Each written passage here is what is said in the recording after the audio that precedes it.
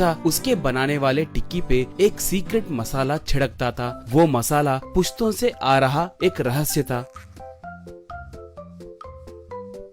उसे रेडी पे मौजूद घी टिक्का पे छिड़ककर ग्राहकों को देता था। उस मसाले के वजह से ही उसे उतना स्वाद मिलता था। उनके घर में एक छोटे बच्चे की तस्वीर होती थी। उसके सामने खड़े होकर चाचा और उसकी पत्नी हर दम दुखी होते रहते थे। चाचा, हमारा बेटा हेमंत बचपन में ही लापता हो गया। एक लौता बेटा था, अब कहाँ पर है, क्या कर रहा है पता नहीं। अगर वो होता तो कितना अच्छा होता था। अब मेरे बाद उस मसाले का राज और किसको बताऊं? कहता तो पत्नी, वो जहाँ कहीं भी हो जिंदा रहे कहकर, खुशी से रहे कहकर प्रार्थना करेंगे जी। मुझे उस भगवान पे भरोसा है, किसी न किसी दिन हमारा बेटा जरूर लौट आएगा कहकर बोलती। एक बार एक युवक रेढ़ी के पास आकर, पिताजी, मैं हूँ, बचपन में खो गया हेमंत, आपका बेटा, कहकर उसके पैर पकड़ा। चाचा खुशी से बेटे को ऊपर उठाकर, बेटा, ये सपना है या सच? तुम इतने दिन कहाँ पर थे? क्या हो गए बेटा? कहकर पूछा। हेमंत तब, पिताजी, उस दिन मैं मेले में भटककर किसी और के साथ चला गया। वो लोग मुझे मुंबई को ले जाकर वही पाल पोस कर बड़ा किए। वो लोग मैं उन्हें मिला हूँ कहकर नहीं बताए। पहले माँ मर गई, बाद में पिताजी मरते मरते वो राज मुझसे कह के मर गए। माँ कैसी है पिताजी? कहकर पूछा। घर में माँ बेटे को देखकर, बेटा, तुम्हें दे के बिना ही हम लोग मर जाएंगे कहकर हम सोच रहे थे, मगर वो भगवान बहुत दयालु है, इसलिए तुम्हें हमारे पास पहुँचाए। बोली। हेमंत तब, अब से कभी भी आप लोगों को मैं छोड़कर नहीं जाऊंगा माँ। पिताजी के पास काम सीखकर उनका हाथ बटाऊंगा। पिताजी, मुझे उस मसाले का राज बताओ ना। कहा। चाचा तब, ठीक है बेटा, पहले तुम घी टिक्की कैसे बनाते हैं सीखो, बाद में तुम्हें उस मसाले को कैसे बनाते हैं मैं सिखाऊंगा। कहा। ऐसे हेमंत चाचा के पास घी टिक्की बनाने का तरीका अच्छे से सीखने लगा। एक बार चाचा उसे एक पेपर देकर,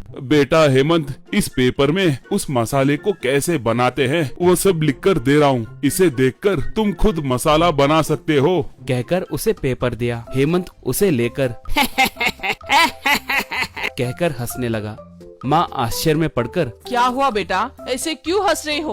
कहकर पूछी। वो तब, कौन है तेरा बेटा? मैं तुम्हारा बेटा नहीं हूँ। उस मसाले का राज जानने के लिए वैसे नाटक किया था। अब से मुझे तुम लोगों की कोई जरूरत नहीं है। मेरे जाल में अच्छे से फंस गए ना? कहकर वहाँ से चला गया। वो एक दुकान में उस चिट्ठी में लिखे सारे सामग्री खरीदा। बाद में वो एक ठेला लेकर आगरा फेमस देसी घी टिक्की कहकर एक बोर्ड रखा। वो अपना ठेला ठीक चाचा के रेढ़ी के सामने ही रखा। वो तब, बुढ़ाओ, क्यों चौंक गए? अब देखो, मैं भी तुम्हारे मसाले के साथ टिक्की बनाकर तुम्हारे जैसे ही बहुत पैसे कमाऊंगा। कहा। वहाँ आए ग्राहकों को घी टिक्की बनाकर वो मसाला छिड़क कर देने लगा। उसे खाकर लोग थूकने लगे। एक, चीची, कौन है रे तू? ये क्या है? निकम्मे कहीं के, तुम्हारे सूरत के जैसे ही ये टिक्का भी घटिया है। कहा तो एक औरत, थो, ये टिक्की गोबर के जैसे बू आ रही है, गधे कहेंगे। बोली। ऐसे वो सब उसे पकड़कर खूब मारे। वो देखकर चाचा, क्यों रे, मैंने तुम्हें सच में राज बताया है कहकर सोच रहे हो क्या?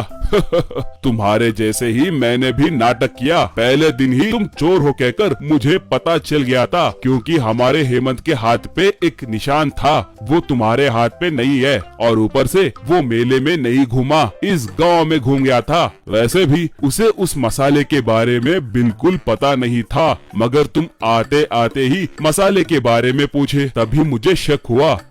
तुम्हें एक और बात बताऊं, हमारे बेटे ने हमें कल ही फोन किया था, कह रहा था कि उसे किसी ने दुबई ले जाकर उसे पाला है। वो कल घर आ रहा है। उसका फोन आने के बाद ही मैंने तुम्हें वो चिट्ठी दिया। ऐसा लगा मेरा झटका। कहा। बस वो गश खाकर नीचे गिर गया। थोड़े दिनों के बाद हेमंत लौट कर आया। उसके माता पिता उसे देखकर बहुत